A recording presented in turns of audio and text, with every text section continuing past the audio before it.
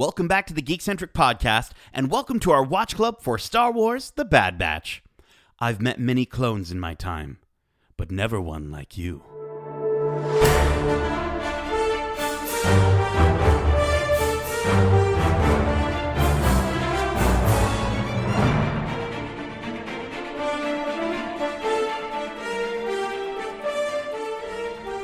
Attention, troopers, and welcome back to Watch Club. My name is CT0831, but you can call me Hugs. And this is our Watch Club for Star Wars: The Bad Batch, Episode 7, titled Battle Scars. If you're joining us for the first time, this is Watch Club, our weekly review series, kind of like a book club, but way better. Keep in mind, we will be going into full spoilers for this series and Star Wars in general. So if you haven't watched this week's episode yet, be sure to do so, and then come right back in less than 12 parsecs. Now, before we all get our inhibitor chips removed, and I cannot wait for that, let me introduce you to our experimental crew of ragtag troopers. First up, he's taller than a Jawa, smaller than Jabba, and just as entertaining as Jar Jar. He's CT1231, also known as Edit. Hello. That was my Jar Jar. That's a Jar Jar? Oh, okay. Yeah. It sounds very close to your... Misa, not sure what you're talking about. Yeah. For a second, I thought you were doing the hello, darling. Yeah. Hello, darling. Oh, wrong one. Wrong podcast. Yeah. And rounding out our small battalion, we have the dopest, dankest dude on Dagobah, CT1006. But you can call him Joints. Hello, I'm here and ready. Here and ready, getting that good. What is that? A e-cig? Is that a what are you rocking today? It is a vaporizer for the green ganja. Nice vaporizer. I mean, green ganja's of our world, but vaporizer sounds like something from Star Wars for sure. Oh yeah. All right. Well, listen. Are you troopers ready to violate Order 66 with me? Oh, yeah. Yep. Let's get into it. Yeah, let's violate it. But before we dive in, I want to get your high-level thoughts on the episode. Of course, Joints, why don't you start us off? What did you think of this episode? It's the one we've been waiting for. It was a nice, big, meaty episode. Stuff happened. And I'm looking forward to where it's going next. I thought it also, the music and some of the shots in it were fantastic in this episode. Like, kind of standout moments in terms of like their animation style and setup was just in this episode alone so good. Yeah, absolutely. I agree. I think that this episode had the best of both. It had some character development and some narrative developments. It served both ends of forwarding the series. Yes. It didn't feel like a filler. Maybe it was filler, but it was actually very integral, as we'll outline. But I 100% agree with you, Darcy. The music had an eerie, very cinematic vibe to it. Like the whole time, all these episodes have been done in this like very narrow sort of letterboxing that feels more cinematic, than just traditional, 16:9 filling the whole screen. I don't think that's entirely new for this series to do that, but it's definitely pushing the boundaries and allowing them in other ways to kind of blend more cinematic elements. Like that graveyard just looked, eerie and creepy. Oh, fantastic. And the music and the sound effects and the sound design that went with it all, they really hit home this sort of scariness to it, like a very, very graveyard-esque. So I really enjoyed this episode only because I think it just blended everything so well.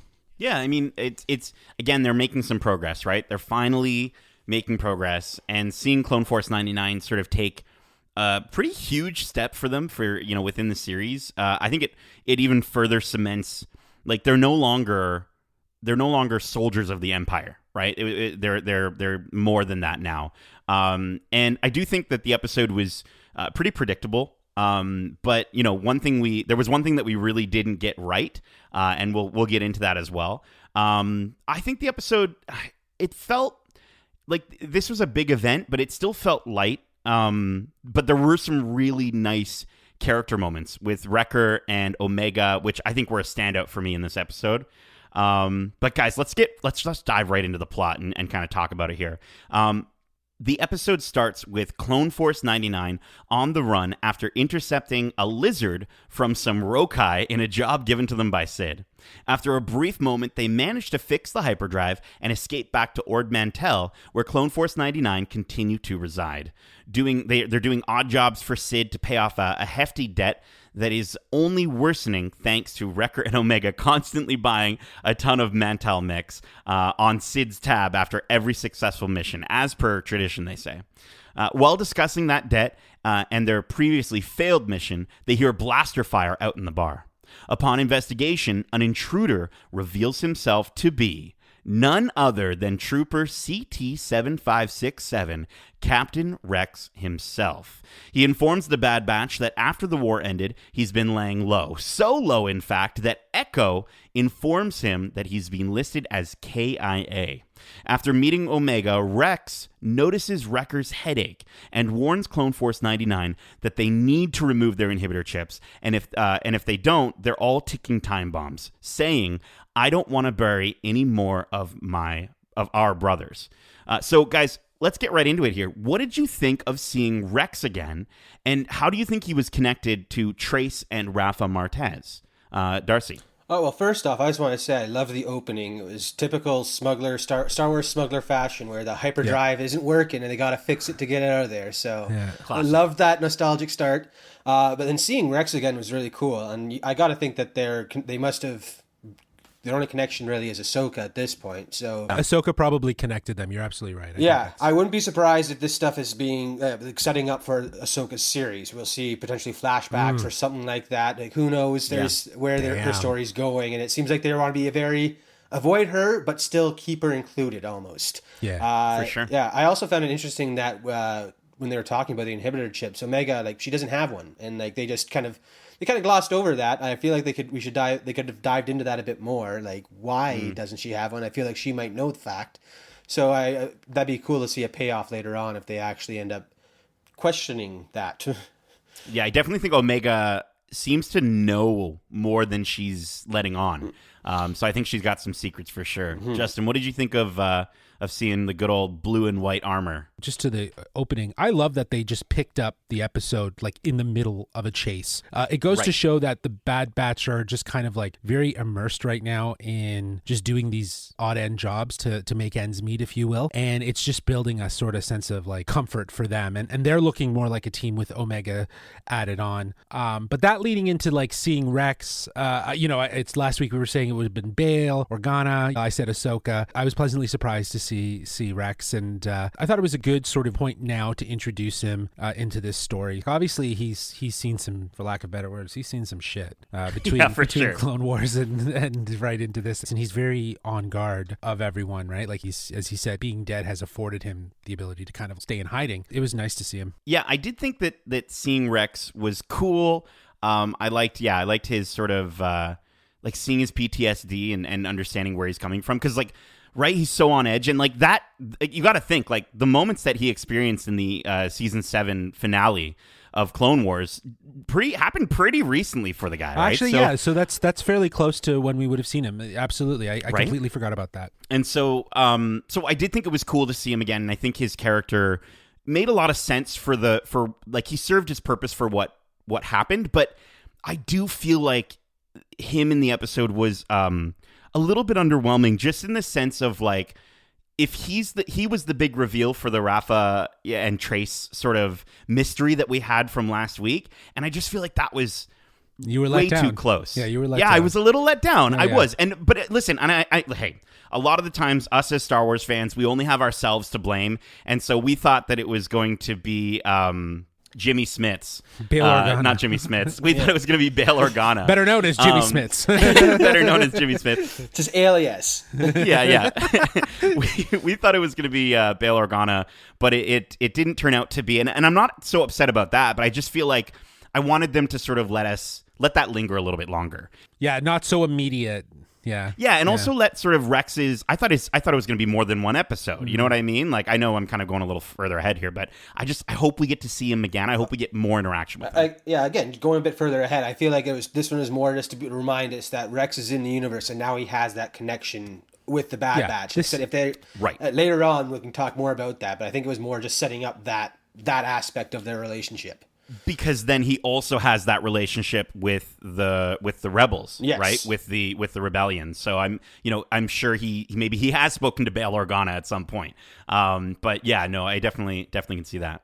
Cool. Okay, let's keep going here, because this part I definitely want to talk about. The Bad Batch meet with Rex on Braca, and Rex thinks that there's a downed Jedi cruiser that will allow them to remove the inhibitor chips, assuming they can avoid the Scrapper Guild who control the planet. Braca, which is very it's very stark, but also has some lovely visuals, as we mentioned. It also seems to have a tentacle monster, of course, because all these ships need to have some sort of tentacle monster.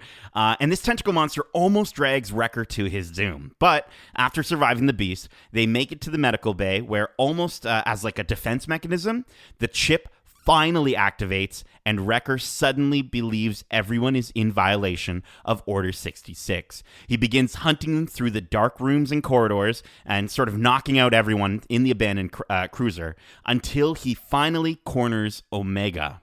Luckily, Rex is able to stun him just before he harms her. So, guys, what did you think of Wrecker's inhibitor chip awakening?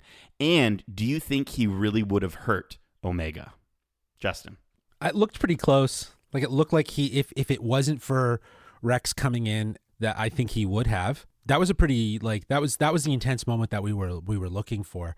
Like, the whole buildup of the planet itself, the graveyard, just the epic scope of it.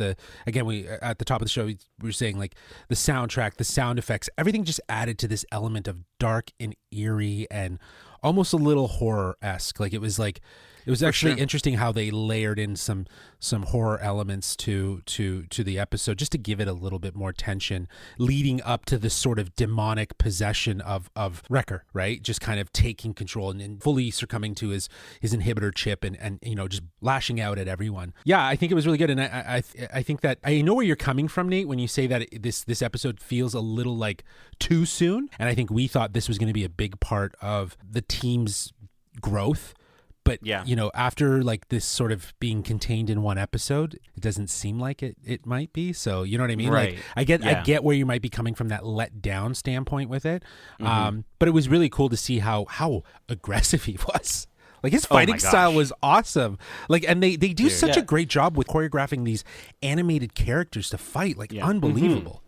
Yeah, the moment when you hear that boom, and he looks up at Echo and just grabs his neck and starts choking him, I was terrified. I was terrified for all of them. Yeah, like, I think, again, talking with the soundtrack too, like at that moment, it was playing the eerie music, and all of a sudden, like you said, that big like moment, and it's just like, okay, something's not right anymore, and he proceeds to just fight like using his key only ability, which is his strength, basically. I thought it was crazy. Also, just talking about like setting that whole thing when they're exploring this Venator, it is so dark. And at one point when they were coming down that hallway in just the pitch black and had the flashlights on, I almost forgot I was watching like a Clone Wars animation thing. It was so real and gritty, and like again, really set that stage, being like, this is they're not in safe territory anymore. Like something's going to go wrong, and it was Wrecker's like instant snap there. I thought that was great. It was so good. I also thought it was cool to see Braca again. I mean, if you've played Fallen Order, you would have seen the planet as well, and so that was really neat. It's strange to think that they'd still be picking apart some of these Venators after so long. Like, you got to think this is 15 years almost. After, but that's a lot of tech, though. That's a lot of tech that's on that planet, man. Like, that can be salvaged. They were working in the middle of the night. They had shifts going at all times. You'd think they'd be making some money on this stuff. Yeah, they probably got better at doing it. Yeah. So I don't know, man. I think they had too many Jedi come through there, and they had to, you know how like a lot of companies have their like how many days without an accident. I think that might have gone up.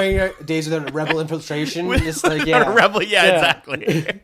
But no, like I loved seeing, because I think it's cool because it's it's Filoni and Star Wars Animation just bringing in more of that extended lore, right? Saying no, that is absolutely canon. You saw it in a video game. Now it's part of the Bad Batch, and that just gets me excited to see it. Do we see Braca in live action? Probably not, but maybe. You never know, right? Anything's possible in Star Wars, really. Like that's what I'm saying. They're reminding us. That's one of the coolest things. And that's what I was saying. I think it was was it last week? Yeah, I think it was last week, maybe, with the introduction of Trace and Rafa. It just goes to show how Star Wars is just this open book, and anything can find its way in to live action, to animated. They're not siloing it anymore, and I think that has a lot to do with the introduction of someone like Ahsoka.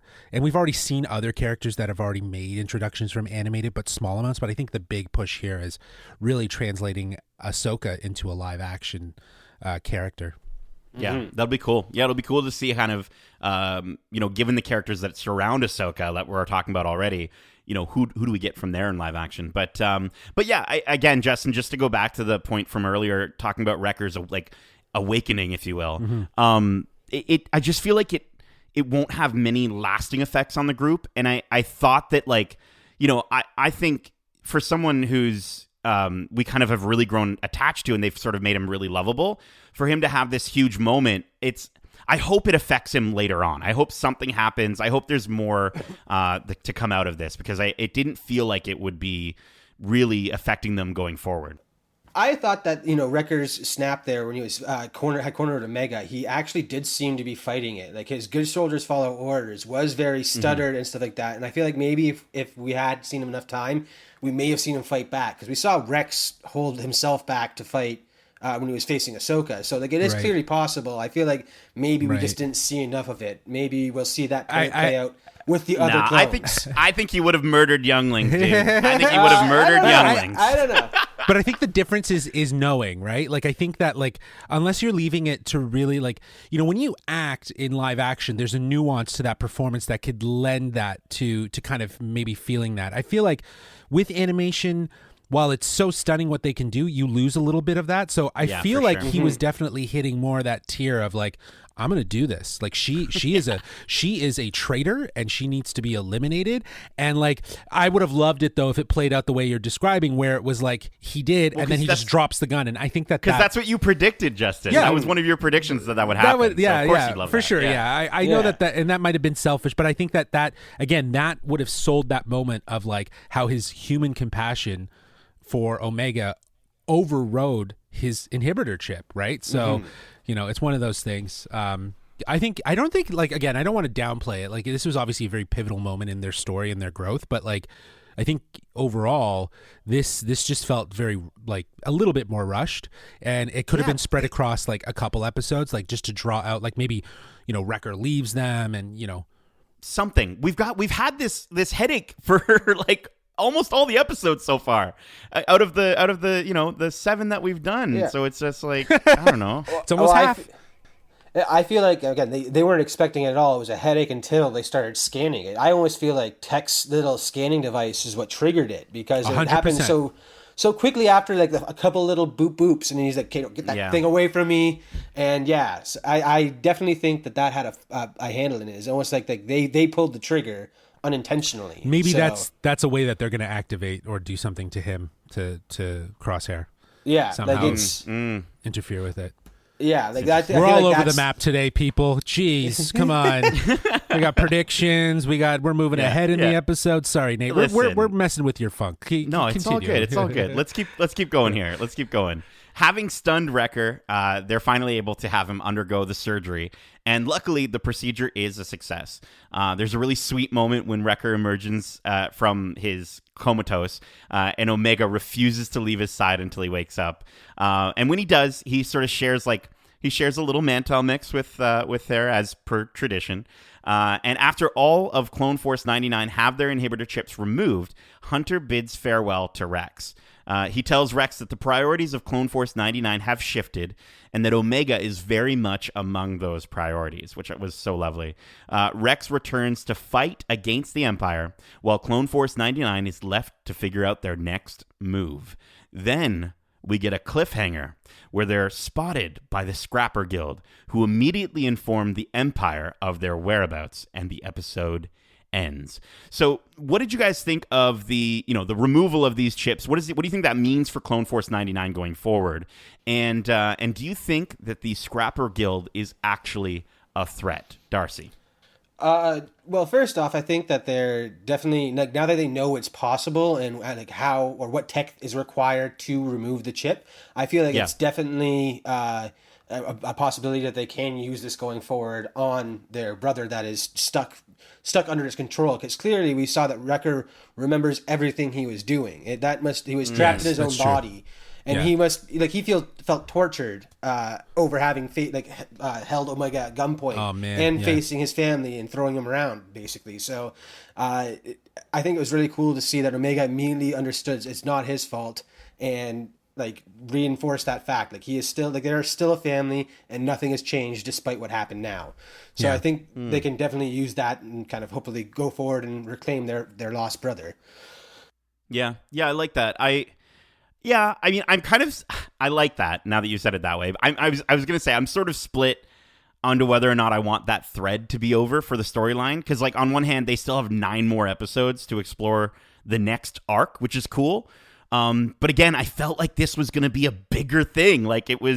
I don't know. I felt it was going to be a bigger deal, or it was going to kind of matter more. It was going to play more. Maybe not matter, but play out more. Sure, play out more throughout the rest of the episodes. I totally agree with you, and Nate. be harder for them to do. Yes, this seems really easy. Yes, yes, exactly. I think you're absolutely right. But in this last scene, you get some of the most heartfelt, beautifully genuine moments that like the way Omega was so concerned for Wrecker as he laid there, in his comatose, to see how endearing it is, and just how much she loves him, right? And also when he wakes up and having to have that conversation, there's just such a they've established such a beautiful relationship between these two characters that feels very reminiscent of the Mandalorian and the child, or even just that concept of the wolf and the cub kind of mentality, right? So which they all sort of serve and play, but I think we thought Hunter would probably be that. It looks like Wrecker really is that wolf and cub kind of mentality. Or he's a cub. For sure. He's a cub because he's a kid. He's right? a big brother. He's a big brother. Yeah. That's there to have fun. Hunter's going to protect. Yeah. Right. They all kind of serve their different purposes. Right. I was saying earlier in the episode when they're having their Ord Mantell stuff, the way that he kind of looks back and says, "Put on Sid's tab." It kind of reminds me two kids getting away with something they know is wrong type thing. 100%. He's totally the prankster older brother type thing that clearly's bonding for. I love the Mantell mix. Can we get that at Galaxy's Edge, please? Because I'm pretty sure. I don't think it's the same. I don't think it's the same one, but it probably will be. Well, I think it's inspired. Forward. I think it's inspired for sure. Because you can get that colorful popcorn at Galaxy's Edge, right? Right, but it's not going. called I guarantee. Mix. No, but I guarantee there will be, Justin. Yeah. Next week, they're gonna. some vlogger is gonna be like, they got the Mantell mix from Bad Batch. You'll see big crates with Ord Mantell stickers on the side around the outpost now. Yes, yeah, and I also don't. Here's the thing. I don't think the Scrapper Guild is anything to be worried about, but I think the Empire, it's going to be a beeline situation. For sure. The Empire is going to beeline for them, and they're going to beeline, now that they know how to get that inhibitor chip out, they're going to run for Hunter. Yeah. Kind of run in the same direction. Yeah. Cool. That last scene was basically just saying, hey, Crosshair knows now, because that's who the elite clone hunter will be, the clone that is the elite among them, basically. So because you definitely know he's coming at some point. Well, let's just I don't think we've seen Crosshair since episode 2 or 3. I think it was 3, when he had the mission or whatever. Yeah, he's been actually out of the story for 3 weeks. So at some point he's going to come back, and it's obviously, and it's just going to be interesting to see how evolved he is, or how developed he is, or how devolved he is. Right? We were talking about, Darcy was mentioning how those inhibitor chips might be inhibiting him from being able to actually be a good shot anymore, or kind of show off his skill, do his thing with his gun. Well, yeah, I mean, the fact that Wrecker was saying he's no matter what I wanted to do, I couldn't do it. So let's say his body's just trying to shoot stuff, even though he's I need to aim a bit higher because the wind, just because he knows that. His body's not going to do that because it's just physical stuff. The mental connection is no longer there, it seems. So I'm wondering... He's programmed to just do what soldiers do without having that personality quirk that made him the sharpshooter that he is. Ah, yes, Very good cool. soldiers follow orders. Yeah, we'll get to that, Justin. But before we get to that part of the episode, which is literally the end, let's wrap up the plot on this one. Guys, I want to know your overall thoughts and final score for this episode, which we will be rating on a scale of 1 to 5 bags of Mantell mix. Justin, let's start with you. I agree with you, Nate. I think that there's parts of this episode that felt rushed that I would have liked to have seen played out longer over the series. whether that be Wrecker turning on the clone force and kind of drawing that out and then having some sort of epiphany to come back. This episode, while it does feel a little full of some of the most rich stuff that they were kind of hinting at throughout the past 6 episodes, it does give us some of the most genuinely like beautiful moments from 2 characters that are animated and really evolving it, like setting up the beginning of the episode with Wrecker and Omega going to get the Mantel mix and just and just like how they're kids and establishing that and like setting that up and then seeing where that would inevitably lead towards the end. There's just they did such a good job of just evolving that story and deepening that relationship, and that's where that character development comes from. Obviously, plot-wise, moving it forward in terms of like having their inhibitor chips, I wish that could have played out a little bit longer throughout the series. That being said, I still enjoyed those moments with Omega and Wrecker, so I'm going to give this one 3.8 out of 5 bags of Mantel mix. Joints, what did you think of this episode with your rating? I really enjoyed the episode. Again, I know you guys. I understand where you're coming from, saying that it felt a little rushed and stuff like that. But I also feel like there's still a lot of story left where these characters can go, and this was just a small part of it. Now we know that threat of the betrayal from within is gone. Now they can focus on the external threats and eventually make that choice that they talked about earlier. Like, what side are they going to fight for, type thing. Right. Or are they going to still fight, or are they going to go and try and find somewhere where they can just kind of hang up the guns? Who knows where they're going? But I feel like that'll be a more late season kind of storyline play out.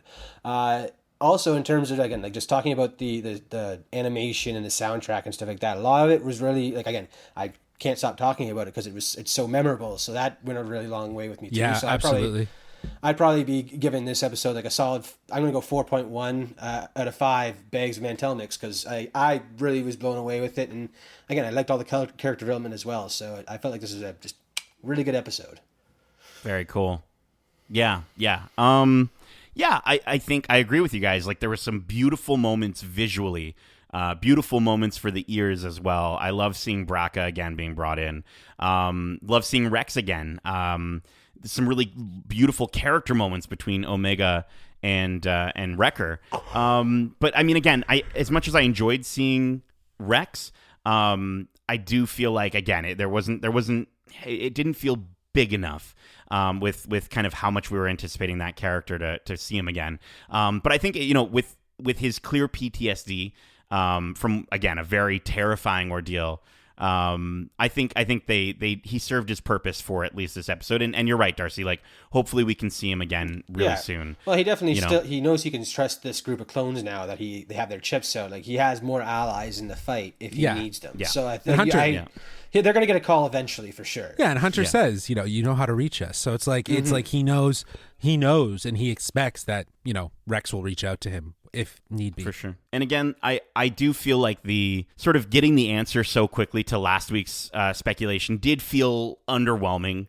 And I just think there was a lot of buildup for Wrecker's headache that I thought it would be more impactful for the team going forward. I thought maybe we would see him go off, or maybe I honestly thought we might even see the end of one of our Bad Batch, or at least maybe one of them go into a coma because of Wrecker's actions. So I was hoping to get a little bit more of that, but the moments with him and Omega were so lovely that it did bring my score up a little bit than I was originally anticipating. So with all that said, I enjoyed this episode just as much as I enjoyed last week's episode. So I'm giving this episode a 3.5 bags of Mantel mix out of 5.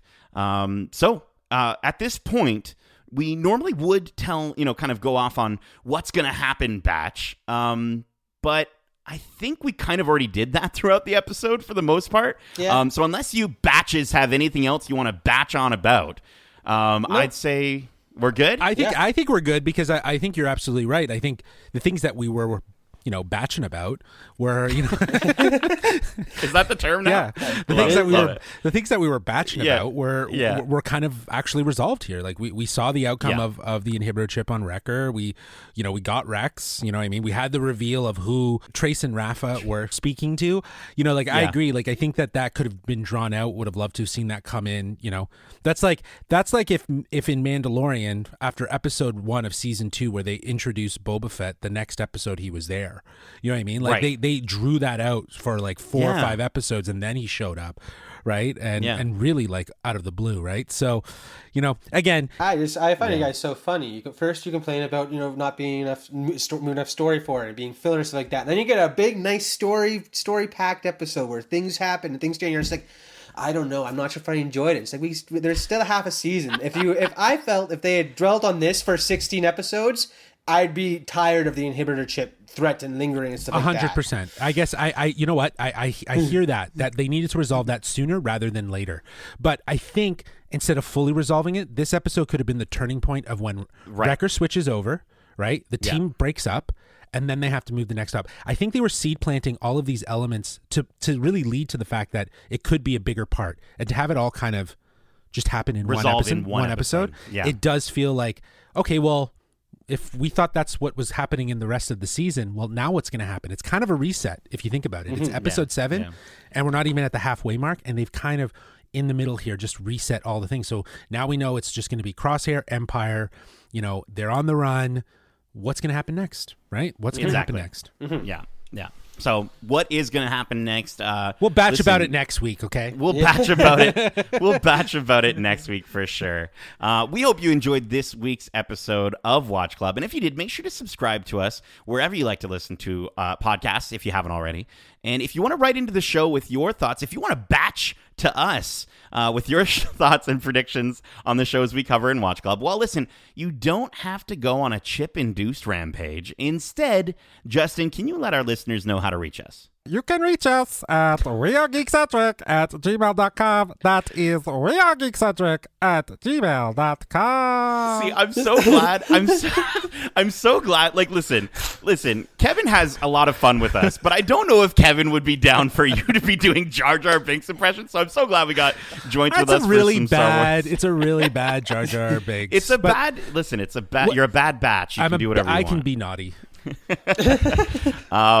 Keep in mind, we also have our other Watch Club happening right now for Marvel's Loki. Darcy, did you get a chance to catch that first episode? What are your thoughts? It was a wicked first episode where they were managed to cram 5 years of character growth into a 50-minute episode, and I felt all those moments that I felt with the growth of original Loki just as much as I do with variant Loki. So I cannot wait to see where they go, because more Lokis is always fun, and I'm guessing we'll see more than just one other Loki. I feel like we'll see multiple Lokis, and I can't wait to see what characters those will be, basically. Very cool.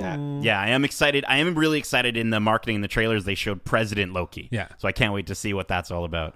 But I'm also really excited to mention that we'll also be putting out our review of Pixar's latest heartwarming adventure, Luca, very soon. So make sure to subscribe and leave a 5-star review. Justin, Darcy, thank you so much for joining me for this Watch Club. And as we say, good soldiers follow orders. Jeez, Justin, come on.